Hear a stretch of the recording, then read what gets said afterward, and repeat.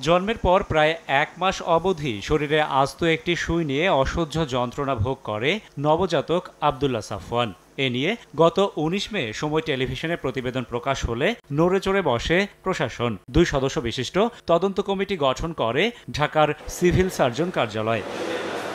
বৃহস্পতিবার সকালে আশুলিয়া মা ও শিশু হাসপাতাল পরিদর্শনে যান তদন্ত কমিটির ২ সদস্য। ডাক পেয়ে হাসপাতালে উপস্থিত হন নবজাতকের বাবা সাইফুল ইসলাম। ১ ঘণ্টারও বেশি সময় ধরে হাসপাতাল কর্তৃপক্ষ ও সংশ্লিষ্ট চিকিৎসকদের সাথে কথা বলেন কমিটির সদস্যরা। যদিও তদন্তের বিষয়ে গণমাধ্যমে কথা বলেননি হাসপাতাল কিংবা তদন্ত কমিটির কেউই।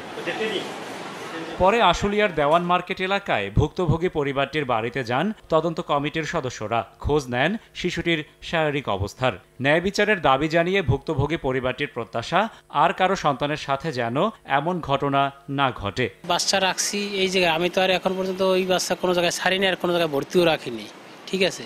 এই জন্য আমি এই জায়গায় এক রাত্র রাখছি, অন্য জায়গায় আর এইসব সুই তো আর বাসায় থাকে না।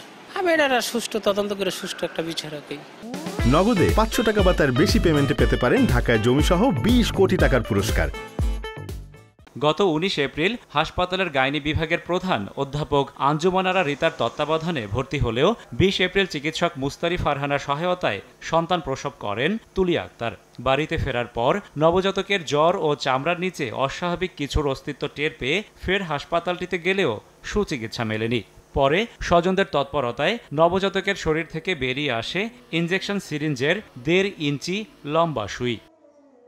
রাশেদ বাপ্পি, সময় সংবাদ, সাভার।